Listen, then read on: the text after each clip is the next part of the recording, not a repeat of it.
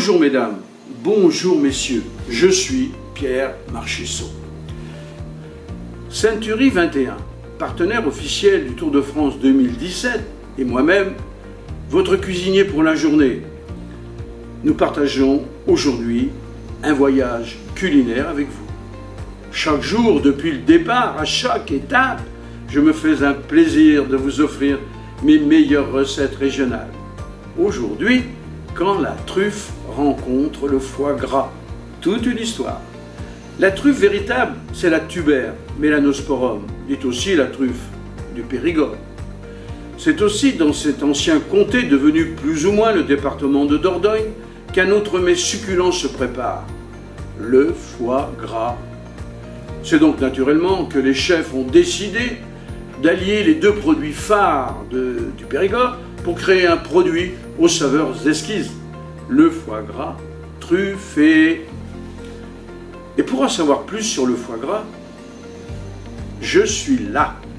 Vous parlez foie gras truffé sans vous parler de ce qu'est le foie gras ne serait pas très pertinent de notre part. Pour rafraîchir les mémoires ou vous permettre d'en savoir plus, voici un rapide tour d'horizon du foie gras. Le foie gras est un mets très ancien puisqu'il se consommait déjà en Rome antique avant même l'apparition de la technique du gavage des oiseaux et peut-être même bien avant. Se consomme en cru, mi-cuit ou cuit, le foie gras fait aujourd'hui partie intégrante du patrimoine culturel et gastronomique protégé en France. Dans l'Hexagone, les agriculteurs utilisent la technique du gavage rendue possible par l'innovation des agriculteurs périgourdans au XVIIe siècle. Ces derniers, tout comme leurs homologues alsaciens, ont su utiliser le maïs américain, fraîchement introduit en France d'ailleurs pour mettre au point cette technique. Ingénieux, ils ont aussi su créer des croisements pertinents, et notamment le canard mulard, issu du croisement entre un canard de Barbarie originaire du Pérou et d'une canne de Pékin originaire de Chine. Tout un programme. Désormais, seuls les foie gras des mulards mâles ont le droit d'être vendus sous la dénomination foie gras. Maintenant que vous en savez un peu plus sur le foie gras, il est temps quand même de parler du sujet qui nous intéresse, le foie gras truffé. La paternité de cette recette n'a jamais été revendiquée par personne. Elle appartient donc aux Périgourdins qui organisent d'ailleurs chaque année la fête de la truffe avec l'Académie culinaire du foie gras et de la truffe durant la mi-janvier. Pleine saison des truffes noires que l'on récolte de décembre à février. Excusez du peu. Le foie gras truffé est originellement un foie gras d'oie, mais il peut bien sûr être de canard. D'ailleurs, ne dit-on pas que le foie gras de canard est plus fin? Pour réaliser un tel mets, il est nécessaire d'utiliser la truffe en conserve. En effet, lorsqu'elle est fraîche, la truffe du sud-ouest demande plus de temps pour être stérilisée que le foie gras et implique aussi des risques importants de détérioration.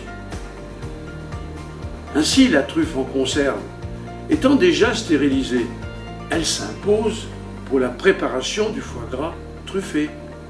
Ce sera plus pratique. Et si vous souhaitez réaliser votre foie gras vous-même, foie gras truffé, maison, et que vous ne comptez pas le conserver, vous pouvez utiliser des truffes fraîches, soit en les râpant sur votre foie gras préparé, soit en faisant mariner votre foie gras à côté des truffes, soit en le fourrant vous-même. Pour une dégustation en règle du foie gras truffé et lui permettre d'exprimer toutes ses saveurs, nous vous recommandons de placer votre foie gras truffé dans son emballage au réfrigérateur quelques heures avant le service. Mais un quart d'heure avant de le servir, sortez-le et laissez-le à température ambiante, comme pour le bon vin. Il doit être chambré. Et utilisez un couteau à lame fine pour le trancher.